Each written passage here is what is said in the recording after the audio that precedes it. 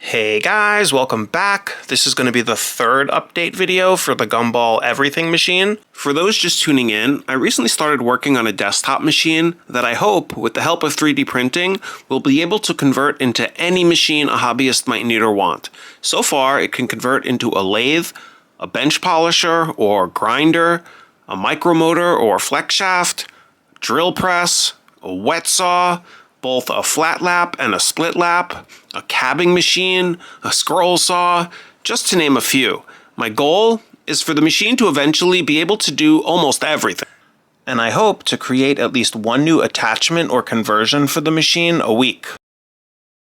It's been about 2 weeks since my last video, so I have quite a few attachments to show you guys.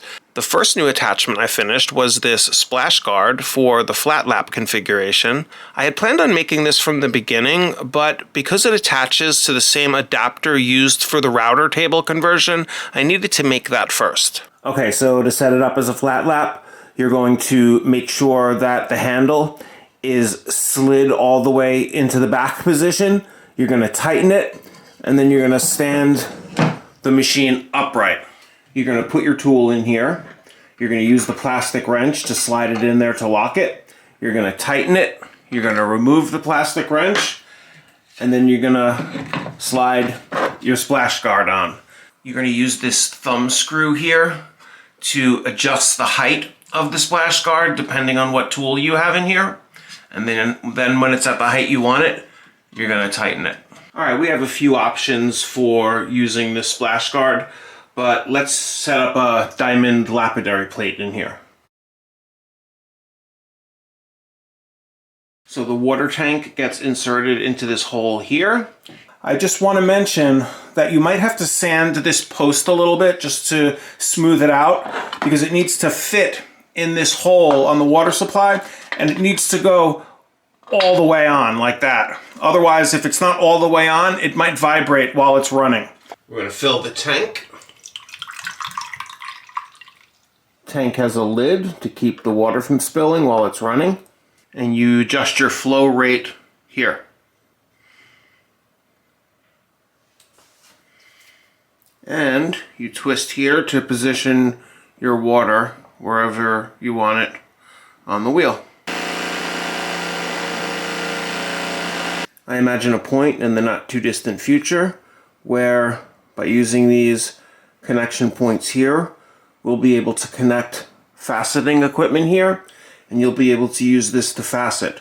And in anticipation of that, I added a door here. So this door comes off and you can access through the side here for faceting. That will come at a later date. I've recently begun getting obsessed with carved and fantasy cut gemstones. I think they're so unique. They're just amazing. I've been wanting to try cutting some for a while now, and I can't help but feel that because of the versatility of the Gumball, it might be a really good machine to try making them with. I could see being able to configure both the flat lap, the lathe, and the micromotor into some really useful configurations for this type of work. I'm definitely going to give it a try moving forward. So this is your flat lap setup, but you can also do a slant cabber setup in a similar way. Let me show you that. So when I made the machine, I added this little angle here for the machine to sit on that angle. The way you do that is by removing the handle here and screwing it into this bottom hole here. Let's get it screwed on and I'll show you what that looks like. And now we just tilt it on its side, like that.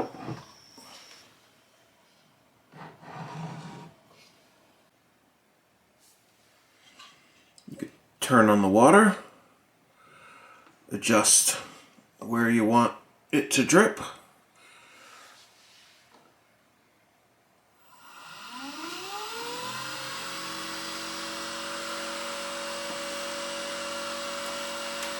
Another file I made this week is this. It's a dop stick holder. When the machine is in either the flat lap or the slant cab configuration, this gets attached here. It slides on to the drill press grooves that are here. So essentially it locks in here and then you put the flat lap on, and you could either run it as a flat lap or a slant cabber with this dop stick holder. Let me set up the flat lap and I'll show you how this works. So here I think you have space for holding up to 9 dop sticks.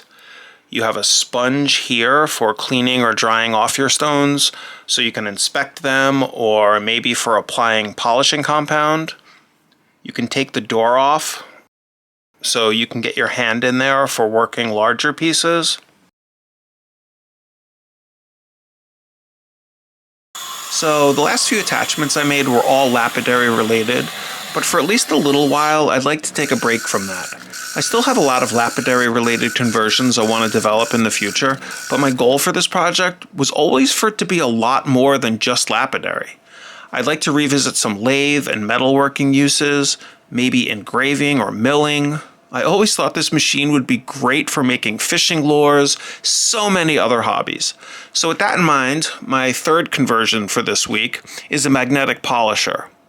For those of you unfamiliar with magnetic polishers, they are amazing. They're great for burnishing or deburring, polishing of non-ferrous metals, and are often used by professional jewelers for cleaning and polishing rough castings right out of the investment. So to convert the Gumball into a magnetic polisher, it's really simple. You just set the machine up as a flat lap with the splash guard, and you install this special 3D printed master lap that holds 4 to 6 magnets with alternating polarity, and you cover the splash guard with this simple 3D printed cover that snaps right on. You'll need either a plastic or glass jar with a flat bottom and some steel polishing media. And just like that, you have a really large and powerful magnetic polisher. A magnetic polisher of this power and size would easily cost around $400. And here's how you run it wet. You just put a little bit of water in here, a little bit of soap, and when you run it wet, it's great for removing rust, cleaning jewelry, removing polishing compound after you've just made a piece. It essentially functions as an alternative to an ultrasonic cleaner. And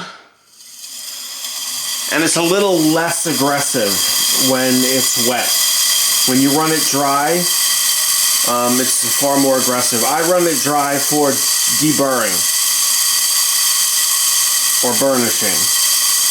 If you want to polish or clean, I run it wet. And again, this is much faster than a regular rotary tumbler.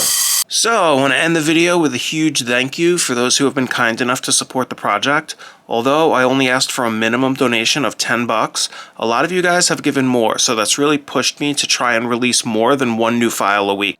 I think the machine is really starting to take shape now, and it's starting to resemble a professional machine. So hopefully most of you guys are starting to feel like you're getting a return on your investment. I feel what it can do already makes it a tremendous bargain, but this is just the beginning. I have so many conversions planned for the future. I recently started working on a tailstock for the lathe, and so much more. If you like this sort of content, please consider subscribing to the channel. And if you're interested in making your own Gumball, I'm asking for a minimum donation of $10.